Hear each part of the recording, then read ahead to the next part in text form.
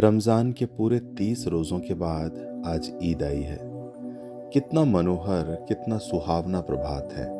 वृक्षों पर कुछ अजीब हरियाली है, खेतों में कुछ अजीब रौनक है, आसमान पर कुछ अजीब लालिमा है। आज का सूर्य देखो, कितना प्यारा, कितना शीतल है, मानो संसार को ईद की बधाई दे रहा है। गांव में कितनी हलचल है, ईदगाह जाने की तैयारियां हो रही हैं। किसी के कुर्ते में बटन नहीं है, पड़ोस के घर से सुई धागा लेने दौड़ा जा रहा है। किसी के जूते कड़े हो गए हैं, उनमें तेल डालने के लिए तेली के घर भागा जाता है। जल्दी जल्दी बैलों को सानी पानी दे दें, ईदगाह से लौटते लौटते दोपहर हो जाएगी।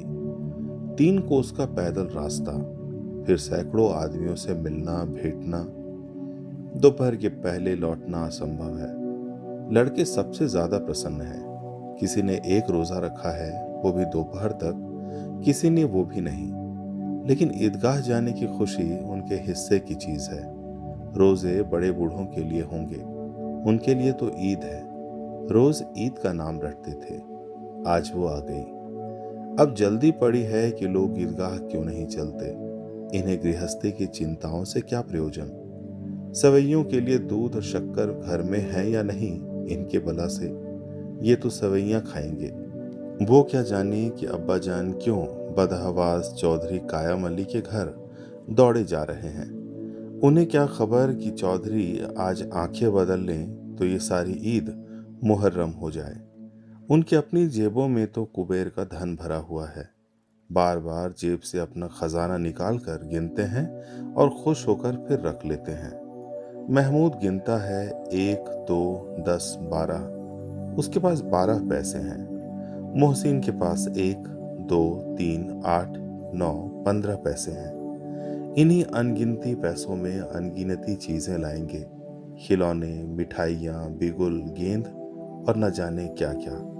और सबसे ज्यादा प्रसन्न है हामिद, वो 4-5 साल का गरीब सूरत दुबला पतला लड़का, जिसका बाप गत वर्ष हैजे की भेंट हो गया और माँ न जाने क्यों पीली होती होती एक दिन मर गई। किसी को पता न चला क्या बीमारी है, कहती भी तो कौन सुनने वाला था। दिल पर जो कुछ बीतती थी वो दिल में ही सहती थी, और जब न सहा गया तो संसार से विदा हो गई। अब हामिद अपनी बूढ़ी दादी अमीना की गोद में सोता है और उतना ही प्रसन्न है। उसके अब्बा जान रुपए कमाने गए हैं, बहुत सी थैलियां लेकर आएंगे।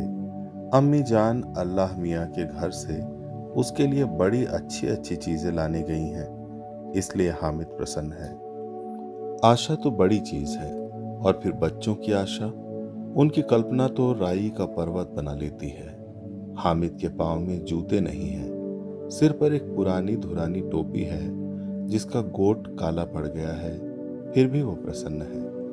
जब उसके अब्बा जान थैलियां और अम्मी जान नियामतें लेकर आएंगी तो वो दिल के अरमान निकाल लेगा। तब देखेगा महमूद, मोहसिन, नूरे और सम्मी कहाँ से उतने पैसे निकालेंगे। अभागिन अमीना अपनी कोठरी में बैठी रो रही है। आज ईद का दिन और उसके घर में दाना नहीं। आज आबिद होता तो क्या इसी तरह ईद आती और चली जाती। इस अंधकार और निराशा में वो डूबी जा रही थी। किसने बुलाया था इस निगोड़ी ईद को। इस घर में उसका काम नहीं है, लेकिन हामिद, उसे किसी के मरने जीने से क्या मतलब। उसके अंदर प्रकाश है, बाहर आशा। विपत्ति अपना सारा दलबल लेकर आए, हामिद की आनंद भरी चितवन उसका विध्वंस कर देगी। हामिद भीतर जाकर दादी से कहता है, तुम डरना नहीं अम्मा, मैं सबसे पहले आऊंगा, बिल्कुल न डरना। अमीना का दिल कचोट रहा है। गांव के बच्चे अपने अपने बाप के साथ जा रहे हैं। हामिद के बाप अमीना के सिवा और कौन है। उसे कैसे अकेले मेले जाने दे। उस भीड़ भाड़ में बच्चा कहीं खो जाए तो क्या हो। नहीं, अमीना उसे यूं न जाने देगी। नन्ही सी जान, 3 कोस चलेगा कैसे। पैर में छाले पड़ जाएंगे, जूते भी तो नहीं है। वो थोड़ी थोड़ी दूर पर उसे गोद ले लेगी, लेकिन यहाँ सवैयां कौन पकाएगा। पैसे होते तो लौटते लौटते सब सामग्री जमा करके चटपट बना लेती। यहाँ तो घंटों चीजें जमा करते लगेंगे। मांगे का ही तो भरोसा ठहरा। उस दिन फहीमन के कपड़े सिए थे। 8 आने पैसे मिले थे। उस अठन्नी को ईमान की तरह बचाती चली आती थी इसी ईद के लिए। लेकिन कल ग्वालन सिर पर सवार हो गई तो क्या करती। हामिद के लिए कुछ नहीं है तो 2 पैसे का दूध तो चाहिए ही। अब तो कुल 2 आने पैसे बचे हैं। 3 पैसे हामिद की जेब में, 5 अमीना के बटुए में। यही तो बिसात है और ईद का त्योहार। अल्लाह ही बेड़ा पार लगावे। धोबन और नाइन और मेहतरानी और चुड़ियारिन सभी तो आएंगी। सभी को सेवैयां चाहिए और थोड़ा किसी की आंखों नहीं लगता।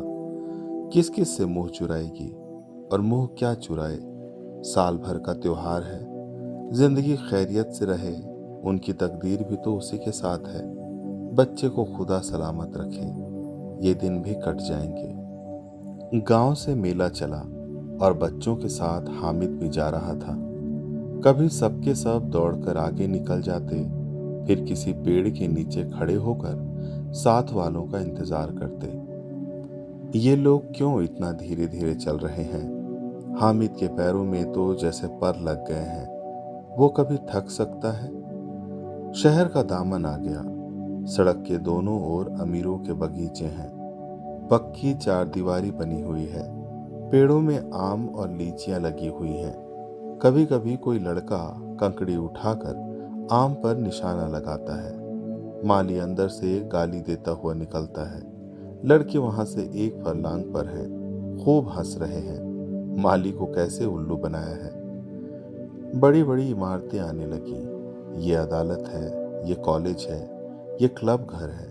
इतने बड़े कॉलेज में कितने लड़के पढ़ते होंगे। सब लड़के नहीं हैं जी, बड़े बड़े आदमी हैं। सच, उनकी बड़ी बड़ी मूछें हैं। इतने बड़े हो गए अभी तक पढ़ने जाते हैं। न जाने कब तक पढ़ेंगे और क्या करेंगे इतना पढ़कर। हामिद के मदरसे में 2-3 बड़े बड़े लड़के हैं, बिल्कुल 3 कौड़ी के। रोज मार खाते हैं, काम से जी चुराने वाले। इस जगह भी उसी तरह के लोग होंगे और क्या। क्लब घर में जादू होता है। सुना है यहाँ मुर्दे की खोपड़ियां दौड़ती हैं और बड़े बड़े तमाशे होते हैं, पर किसी को अंदर नहीं जाने देते। और यहाँ शाम को साहब लोग खेलते हैं। बड़े बड़े आदमी खेलते हैं। मूछो दाढ़ी वाले और मेमे खेलती हैं। सच, हमारी अम्मा को वो दे दो, क्या नाम है, बैट, तो उसे पकड़ ही न सके, घुमाते ही लुढ़क जाएं। महमूद ने कहा, हमारी अम्मी जान का तो हाथ कांपने लगे, अल्लाह कसम। मोहसिन बोला, अम्मी मनो आटा पीस डालती हैं, जरा सा बैट पकड़ लेंगी तो हाथ कांपने लगे। सैकड़ों घड़े रोज पानी निकालती है। 5 घड़े तो मेरी भैंस पी जाती है। किसी मेम को एक घड़ा पानी भरना पड़े तो आंखों तले अंधेरा आ जाए। महमूद ने कहा, लेकिन दौड़ती तो नहीं, उछल कूद तो नहीं सकती।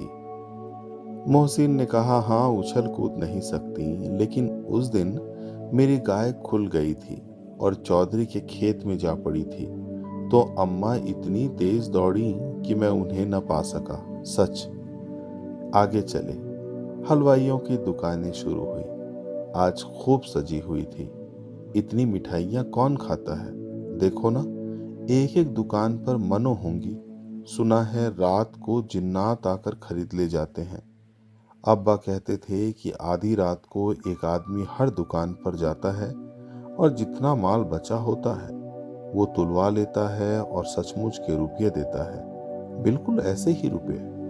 हामिद को यकीन न आया। ऐसे रुपए जिन्नात को कहाँ से मिल जाएंगे।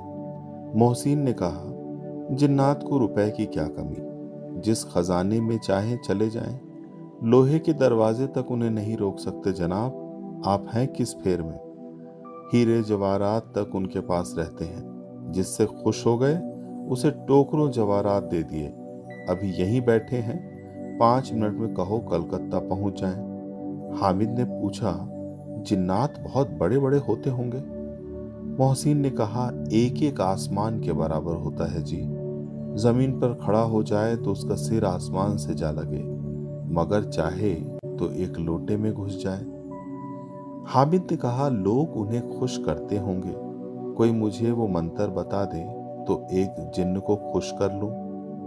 मोहसिन ने कहा, अब ये तो मैं नहीं जानता, लेकिन चौधरी साहब के काबू में बहुत से जिन्नात हैं।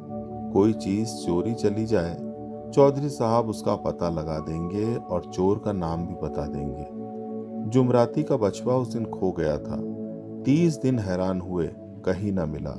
तब झक मारकर चौधरी के पास गए। चौधरी ने तुरंत बता दिया कि मवेशी खाने में है, और वहीं मिला। जिन्नात आकर उन्हें सारे जहान की खबरें दे जाते हैं।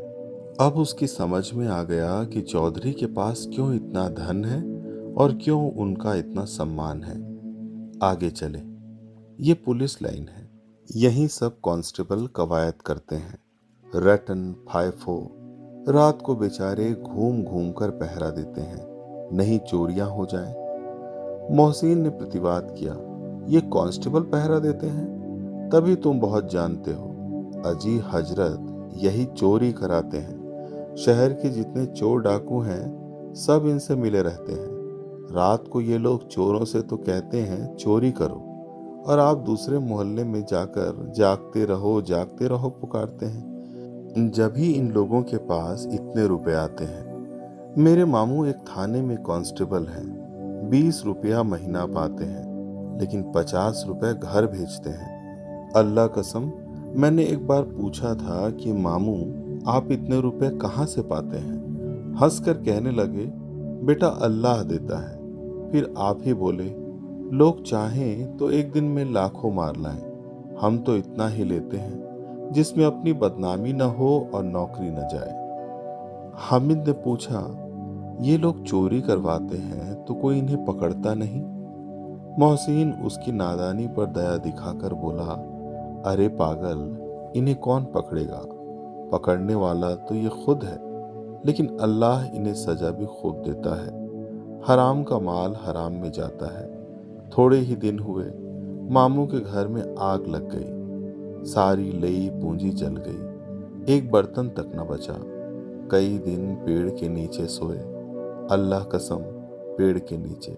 फिर न जाने कहां से 100 कर्ज लाए तो बर्तन भांडे आए। हामिद ने कहा, 100 तो 50 से ज्यादा होते हैं। कहाँ 50, कहाँ 100। 50 एक थैली भर होता है, 100 तो 2 थैलियों में भी ना आए। अब बस्ती घनी होने लगी थी। ईदगाह जाने वालों की टोलियां नजर आने लगी, एक से एक भड़कीले वस्त्र पहने हुए। कोई इक्के टांगे पर सवार, कोई मोटर पर। सभी इत्र में बसे, सभी के दिलों में उमंग। ग्रामीणों का ये छोटा सा दल अपनी विपन्नता से बेखबर संतोष और धैर्य में मगन चला जा रहा था। बच्चों के लिए नगर की सभी चीजें अनोखी होती थीं। जिस चीज की ओर ताकते ताकते ही रह जाते, और पीछे से बार बार हॉर्न की आवाज होने पर भी न चेतते। हामिद तो मोटर के नीचे आते आते बचा। सहसा ईदगाह नजर आया।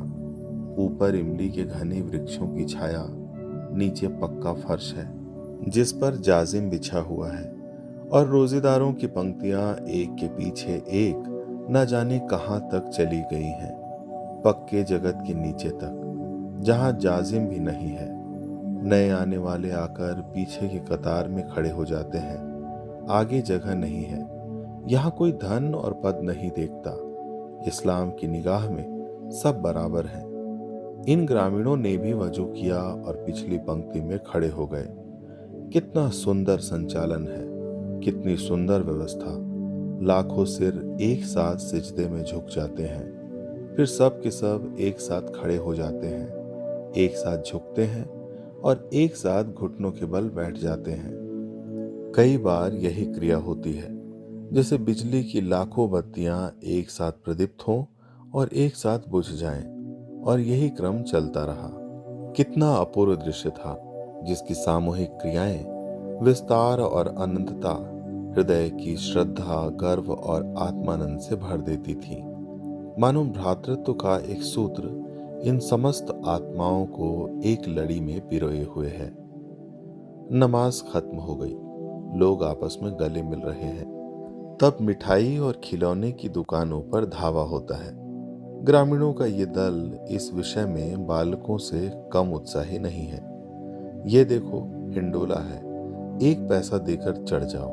कभी आसमान पर जाते हुए मालूम होंगे, कभी जमीन पर गिरते हुए। ये चरखी है, लकड़ी के हाथी, घोड़े, ऊंट छड़ों से लटके हुए हैं। एक पैसा देकर बैठ जाओ और 25 चक्रों का मजा लो।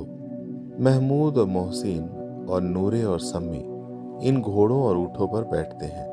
हामिद दूर खड़ा है, 3 ही पैसे तो उसके पास हैं। अपनी कोष का तिहाई जरा सा चक्कर खाने के लिए नहीं दे सकता। सब चरखियों से उतरते हैं, अब खिलौने लेंगे। इधर दुकानों की कतार लगी हुई है, तरह तरह के खिलौने हैं, सिपाही और गुजरिया, राजा और वकील, भेश्ती और धोबिन और साधु। वाह, कितने सुंदर खिलौने हैं। अब बोला ही चाहते हैं। महमूद सिपाही लेता है, खाकी वर्दी और लाल पगड़ी वाला, कंधे पर बंदूक रखे हुए। मालूम होता है अभी कवायद किए चला आ रहा है। मोहसिन को भेश्ती पसंद आया, कमर झुकी है, ऊपर मशक रखे हुए हैं। मशक का मुंह एक हाथ से पकड़े हुए है। कितना प्रसन्न है, शायद कोई गीत गा रहा है। बस मशक से पानी उंडेलना ही चाहता है। नूरे को वकील से प्रेम है। कैसी विद्वता है उसके मुख पर। काला चोगा, नीचे सफेद अचकन, अचकन के सामने की जेब में घड़ी, सुनहरी जंजीर, एक हाथ में कानून का पोथा लिए हुए। मालूम होता है अभी किसी अदालत से जिरह या बहस किए चला आ रहा है। ये सब 2-2 पैसे के खिलौने हैं। हामिद के पास कुल 3 पैसे हैं। इतने महंगे खिलौने वो कैसे ले? खिलौना कभी हाथ से छूट पड़े तो चूर चूर हो जाए, जरा पानी पड़े तो सारा रंग धुल जाए। ऐसे खिलौने लेकर वो क्या करेगा, किस काम के? मोहसिन ने कहा, मेरा भिश्ती रोज पानी दे जाएगा सांझ सवेरे। महमूद ने कहा, और मेरा सिपाही घर का पहरा देगा। कोई चोर आएगा तो फौरन बंदूक से फैर कर देगा। नूरे ने कहा, और मेरा वकील खूब मुकदमा लड़ेगा। सम्मी ने कहा, और मेरी धोबिन रोज कपड़े धोएगी। हामिद खिलौनों की निंदा करता है। मिट्टी के ही तो हैं, गिरे तो चकनाचूर हो जाएं। लेकिन ललचाई हुई आंखों से खिलौने को देख रहा है और चाहता है कि जरा देर के लिए उन्हें हाथ में ले सकता है। उसके हाथ अनायास ही लपकते हैं, लेकिन लड़के इतने त्यागी नहीं होते, विशेषकर जब अभी नया शौक है। हामिद ललचता रह जाता है। खिलौने के बाद मिठाइयाँ आती हैं। किसी ने रेवड़ियाँ ली हैं, किसी ने गुलाब जामुन, किसी ने सोहन हलवा। मजे से खा रहे हैं। हामिद उनकी बिरादरी से पृथक है। अभागे के पास 3 पैसे हैं, क्यों नहीं कुछ लेकर खाता? ललचाई आंखों से सबकी ओर देखता है। मोहसिन कहता है, हामिद रेवड़ी ले जा, कितनी खुशबूदार है। हामिद को संदेह हुआ, ये केवल क्रूर विनोद है। मोहसिन इतना उदार नहीं है, लेकिन ये जानकर भी वो उसके पास जाता है। मोहसिन दोने से एक रेवड़ी निकालकर हामिद की ओर बढ़ाता है। हामिद हाथ फैलाता है। मोहसिन रेवड़ी अपने मुंह में रख लेता है। महमूद, नूरे और सम्मी खूब तालियां बजा बजा कर हंसते हैं। हामिद खिसिया जाता है। मोहसिन ने कहा, अच्छा अब की जरूर देंगे हामिद, अल्लाह कसम ले जा। हामिद ने कहा, रखे रहो, क्या मेरे पास पैसे नहीं हैं? सम्मी ने कहा, 3 ही पैसे तो हैं, 3 पैसे में क्या क्या लोगे? महमूद ने कहा, हमसे गुलाब जामुन ले जा हामिद, मोहसिन बदमाश है। हामिद ने कहा, मिठाई कौन बड़ी नेमत है, किताब में इसकी बुराइयां लिखी हैं। मोहसिन ने कहा, लेकिन दिल में कह रहे होंगे कि मिले तो खा लेंगे, अपने पैसे क्यों नहीं निकालते? महमूद ने कहा, हम समझते हैं इसकी चालाकी, जब हमारे सारे पैसे खर्च हो जाएंगे तो हमें ललचा ललचा कर खाएगा। मिठाइयों के बाद कुछ दुकानें लोहे की चीजों की हैं, कुछ गिलट और कुछ नकली गहनों की। लड़कों के लिए यहाँ कोई आकर्षण न था। वो सब आगे बढ़ जाते हैं। हामिद लोहे की दुकान पर रुक जाता है। कई चिमटे रखे हुए थे। उसे ख्याल आया, दादी के पास चिमटा नहीं है। तवे से रोटियां उतारती हैं तो हाथ जल जाता है। अगर वो चिमटा ले जाकर दादी को दे दे तो वो कितनी प्रसन्न होंगी। फिर उनकी उंगलियां कभी न जलेंगी। घर में काम की चीज हो जाएगी। खिलौने से क्या फायदा, व्यर्थ में पैसे खराब होते हैं। जरा देर ही तो खुशी होती है। फिर तो खिलौनों को कोई आंख उठाकर नहीं देखता। या तो घर पहुंचते पहुंचते टूट फूट बराबर हो जाएंगे, या छोटे बच्चे जो मेले में नहीं आए हैं जिद करके ले लेंगे और तोड़ डालेंगे। चिमटा कितने काम की चीज है। रोटियां तवे से उतार लो, चूल्हे में सेक लो। कोई आग मांगने आए तो चटपट चूल्हे से आग निकाल कर उसे दे दो। अम्मा बेचारी को कहाँ फुर्सत है कि बाजार आए, और इतने पैसे ही कहाँ मिलते हैं। रोज हाथ जला लेती हैं। हामिद के साथ ही आगे बढ़ गए हैं। सबील पर सब के सब शरबत पी रहे हैं। देखो सब कितने लालची हैं। इतनी मिठाइयाँ ली, मुझे किसी ने एक भी न दी। उस पर कहते हैं मेरे साथ खेलो, मेरा ये काम करो। अब अगर किसी ने कोई काम करने को कहा तो पूछूंगा, खाएं मिठाइयाँ, आप मुंह सड़ेगा, फोड़े फुंसियाँ निकलेंगी, आप ही जबान चटोरी हो जाएगी। तब घर के पैसे चुराएंगे और मार खाएंगे। किताब में झूठी बातें थोड़ी ही लिखी हैं। मेरी जबान क्यों खराब होगी। अम्मा चिमटा देखते ही दौड़कर मेरे हाथ से ले लेंगी और कहेंगी, मेरा बच्चा अम्मा के लिए चिमटा लाया है। हजारों दुआएं देंगी। फिर पड़ोस की औरतों को दिखाएंगी। सारे गांव में चर्चा होने लगेगी, हामिद चिमटा लाया है, कितना अच्छा लड़का है। इन लोगों के खिलौनों पर कौन इन्हें दुआएं देगा। बड़ों की दुआएं सीधे अल्लाह के दरबार में पहुंचती हैं और तुरंत सुनी जाती हैं। मेरे पास पैसे नहीं हैं, तभी तो मोहसिन और महमूद यूं मिजाज दिखाते हैं। मैं भी इनसे मिजाज दिखाऊंगा। खेलें खिलौने और खाएं मिठाइयाँ। मैं नहीं खेलता खिलौने, किसी का मिजाज क्यों सहूं। मैं गरीब सही, किसी से कुछ मांगने को तो नहीं जाता। आखिर अब्बा जान कभी न कभी आएंगे, अम्मा भी आएंगी ही। फिर इन लोगों से पूछूंगा, कितने खिलौने लोगे। एक एक को टोकरियों खिलौने दूं और दिखा दूं कि दोस्तों के साथ इस तरह सलूक किया जाता है। ये नहीं कि एक पैसे की रेवड़ियां ली तो चिढ़ा चिढ़ा कर खाने लगे। सब के सब खूब हंसेंगे कि हामिद ने चिमटा लिया है। हंसे मेरी बला से।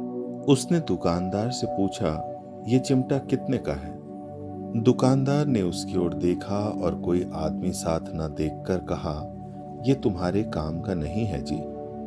बिकाऊ क्यों नहीं है, और यहाँ क्यों लाद लाए हैं। बिकाऊ है क्यों नहीं तो बताते क्यों नहीं। क्या पैसे का है। 6 पैसे लगेंगे। हामिद का दिल बैठ गया। ठीक ठीक 5 पैसे लगेंगे।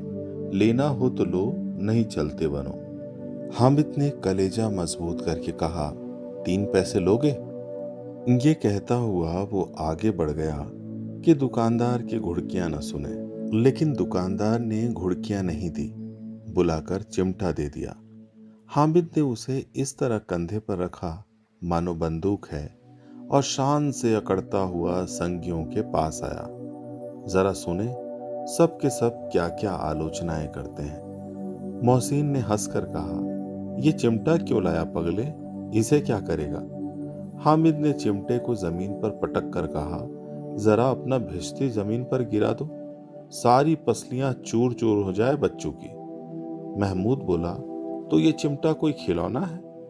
हामिद, खिलौना क्यों नहीं, अभी कंधे पर रखा बंदूक हो गई, हाथ में लिया फकीरों का चिमटा हो गया। चाहूं तो इससे मजीरे का काम ले सकता हूं। एक चिमटा जमा दूं तो तुम लोगों के सारे खिलौनों की जान निकल जाए। तुम्हारे खिलौने कितना ही जोर लगावे, वे मेरे चिमटे का बाल भी बाका नहीं कर सकते। मेरा बहादुर शेर है चिमटा। सम्मीन ने खंजरी ली थी। प्रभावित होकर बोला, मेरी खंजरी से बदलोगे, 2 आने की है। हामिद ने खंजरी की ओर उपेक्षा से देखा। मेरा चिमटा चाहे तो तुम्हारी खंजरी का पेट फाड़ डाले, बस एक चमड़े की झिल्ली लगा दी। ढब ढब बोलने लगी, जरा सा पानी लग जाए तो खत्म हो जाए। मेरा बहादुर चिमटा आग में, पानी में, तूफान में बराबर डटा खड़ा रहेगा। चिमटे ने सभी को मोहित कर लिया, लेकिन अब पैसे किसके पास धरे हैं। फिर मेले से दूर निकल आए हैं। 9 कब के बज गए। धूप तेज हो रही है। घर पहुंचने की जल्दी हो रही है। बाप से जिद भी करें तो चिमटा नहीं मिल सकता है। हामिद है बड़ा चालाक, इसलिए बदमाश ने अपने पैसे बचा रखे थे। अब बालकों के 2 दल हो गए हैं। मोहसिन, महमूद, सम्मी और नूर एक तरफ है, हामिद अकेला दूसरी तरफ। शास्त्रार्थ हो रहा है। सम्मी तो विधर्मी हो गया, दूसरे पक्ष से जा मिला, लेकिन मोहसिन, महमूद और नूरे भी हामिद से एक एक 2-2 साल बड़े होने पर भी हामिद के आघातों से आतंकित हो उठे हैं। उसके पास न्याय का बल है और नीति की शक्ति। एक ओर मिट्टी है, दूसरी ओर लोहा, जो इस वक्त अपने को फौलाद कह रहा है। वो अजेय है, घातक है। अगर कोई शेर आ जाए तो मियाँ भिश्ती के छक्के छूट जाएं, मियाँ सिपाही मिट्टी की बंदूक छोड़कर भागें, वकील साहब की नानी मर जाए, चोगे में मुंह छिपाकर जमीन पर लेट जाए, मगर ये चिमटा, ये बहादुर, ये रुस्तमे हिंद लपक कर शेर की गर्दन पर सवार हो जाएगा और उसकी आंखें निकाल लेगा। मोहसिन ने एड़ी चोटी का जोर लगाकर कहा, अच्छा, पानी तो नहीं भर सकता। हामिद ने चिमटे को सीधा खड़ा करके कहा, बेहश्ती को एक डांट बताएगा तो दौड़ा हुआ पानी लाकर उसके द्वार पर छिड़कने लगेगा। मोहसिन परास्त हो गया, पर महमूद ने कुमक पहुंचाई, अगर बच्चा पकड़ा जाए तो अदालत में बंधे बंधे फिरेंगे, तब तो वकील साहब के ही पैरों पड़ेंगे। हामिद इस प्रबल तर्क का जवाब न दे सका। उसने पूछा, हमें पकड़ने कौन आएगा? नूरे ने अकड़कर कहा, ये सिपाही बंदूक वाला।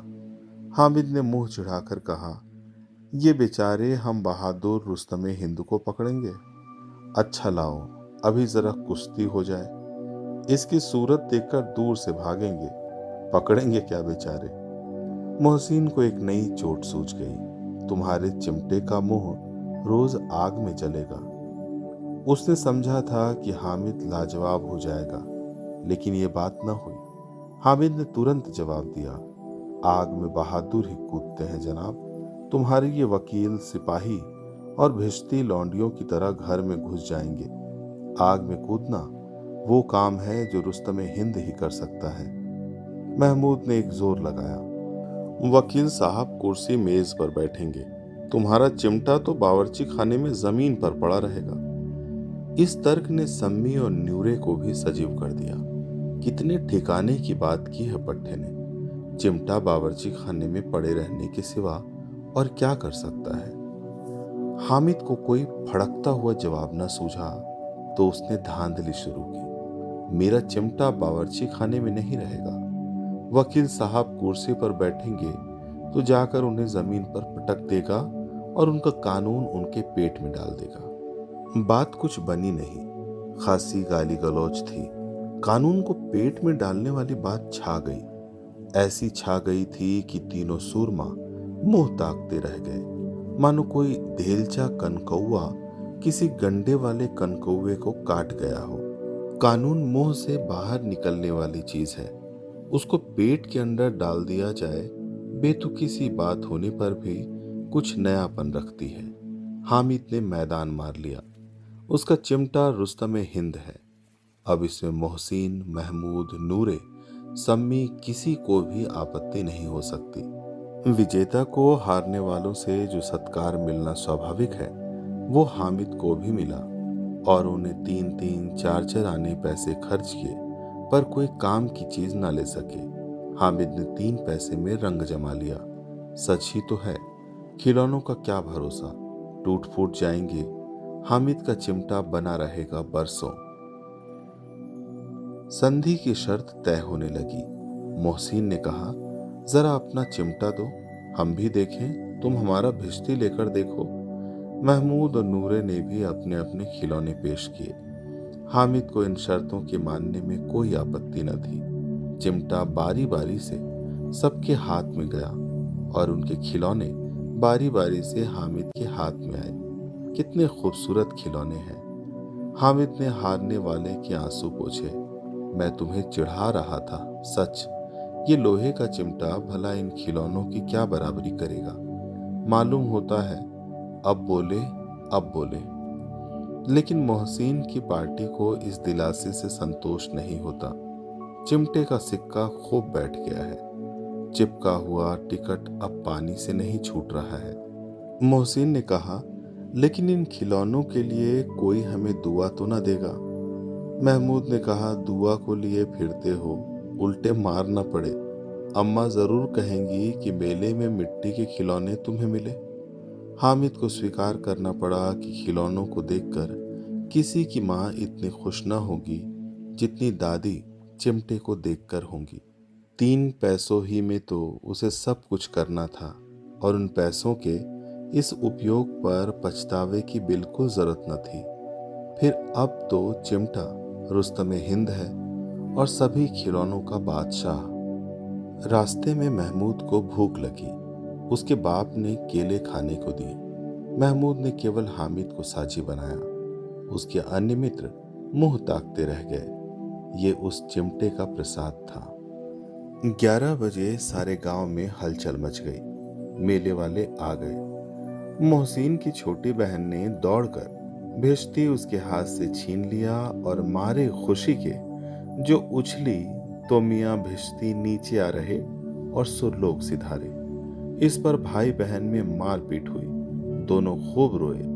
उनकी अम्मा ये शोर सुनकर बिगड़ी और दोनों को ऊपर से 2-2 चांटे और लगाए। मियाँ नूरे के वकील का अंत उसकी प्रतिष्ठानुकूल इससे ज्यादा गौरवमय हुआ। वकील जमीन पर या ताक पर तो नहीं बैठ सकता। उसकी मर्यादा का विचार तो रखना ही होगा। दीवार में 2 खूंटियां गाड़ी गईं। उन पर लकड़ी का एक पटरा रखा गया। पटरे पर कागज का कालीन बिछाया गया। वकील साहब राजा भोज की भांति सिंहासन पर विराजे। नूरे ने उन्हें पंखा झलना शुरू किया। अदालतों में खस की टट्टियां और बिजली के पंखे रहते हैं, क्या यहाँ मामूली पंखा भी ना हो? कानून की गर्मी दिमाग पर चढ़ जाएगी कि नहीं? बांस का पंखा आया और नूरे हवा करने लगे। मालूम नहीं पंखे की हवा से या पंखे की चोट से वकील साहब स्वर्गलोक से मृत्युलोक में आ रहे और उनकी माटी का चोला माटी में मिल गया। फिर बड़े जोर शोर से मातम हुआ और वकील साहब की अस्थि घूर पर डाल दी गई। अब रहा महमूद का सिपाही। उसे चटपट गांव का पहरा देने का चार्ज मिल गया। लेकिन पुलिस का सिपाही कोई साधारण व्यक्ति तो था नहीं जो अपने पैरों चले। वो पालकी पर चलेगा। एक टोकरी आई। उसमें कुछ लाल रंग के फटे पुराने चिथड़े बिछाए गए जिसमें सिपाही साहब आराम से लेटे। नूरे ने ये टोकरी उठाई और अपने द्वार का चक्कर लगाने लगे। उनके दोनों छोटे भाई सिपाही की तरफ से छोने वाले जागते लहो पुकारते चलते हैं, मगर रात तो अंधेरी ही होनी चाहिए। महमूद को ठोकर लग जाती है। टोकरी उसके हाथ से छूटकर गिर पड़ती है और मियाँ सिपाही अपनी बंदूक लिए जमीन पर आ जाते हैं और उनकी एक टांग में विकार आ जाता है।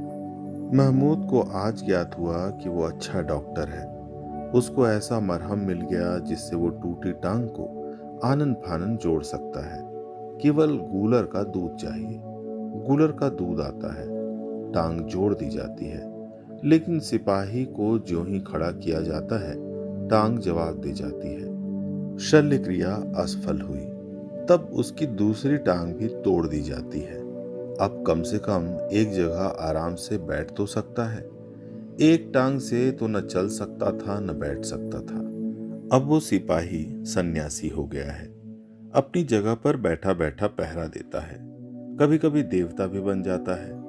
उसके सिर का झालरदार साफा खुरच दिया गया है। अब उसका जितना रूपांतर चाहो कर सकते हो। कभी कभी तो उससे बाट का काम भी लिया जाता है। अब मियाँ हामिद का हाल सुनिए। अमीना उसकी आवाज सुनते ही दौड़ी और उसे गोद में उठाकर प्यार करने लगी।